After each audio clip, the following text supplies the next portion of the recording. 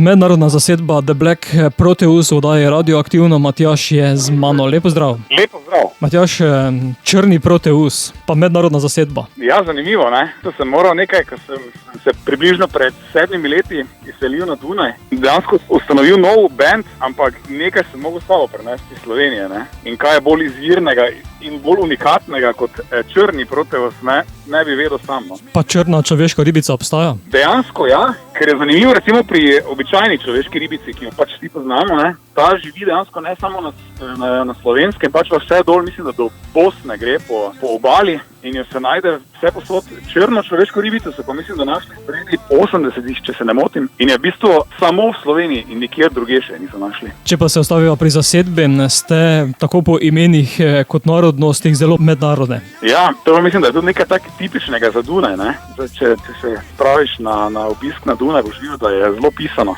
In dejansko smo se našli skupaj. Najbolj zabavno, da prvi član, ki sem ga našel, je bil bobnar in ga poznam sicer na videz že iz Maribora, Sašo Korsto.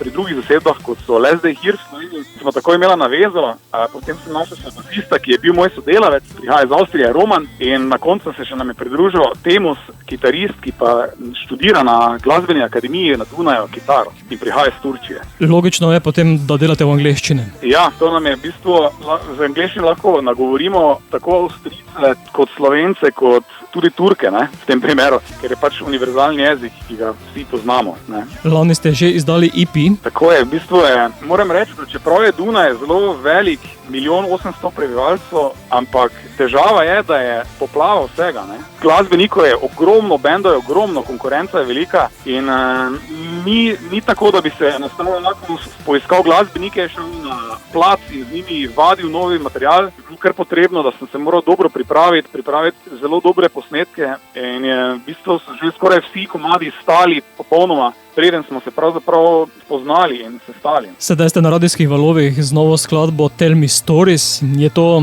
resnična zgodba? Tell Me Stories je definitivno resnična zgodba. Poskusili smo, ker EP lanski je precej rockerski in večina komadov je malo bolj trših. Mogoče niso tako primerni za radio kot mogoče Tell Me Stories, ampak je Tell Me Stories zelo iskreno, nežnejši in v bistvu govori o mojih izkušnjah iz mojega otroštva, s katerim so se pa našli tudi člani zasedbe, ne? Ker ne glede na to, kako zapleteno postaje življenje, radi se spomnimo nazaj, mogoče s takim nostalgičnim pogledom na svoje otroštvo, ko še je bilo vse v redu, ko smo recimo sedeli v naročju od svojega dedka, ki nam je pripovedoval kakšne zgodbe, ne? In iz tega izhaja v bistvu Tell Me Stories. Matjaž, je ta skladba tudi pot do pravega albuma? Vidiš, to pa je zelo, zelo dobro vprašanje.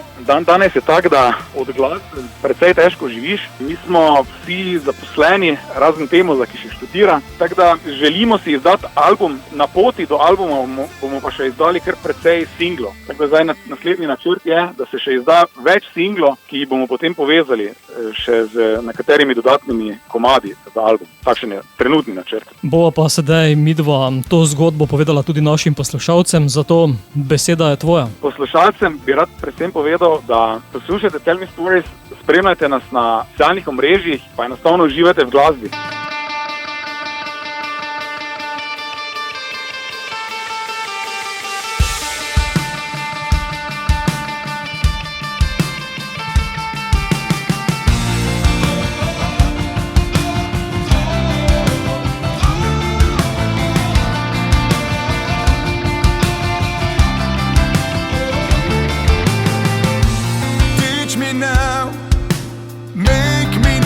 What's wrong, what's right, what's so right?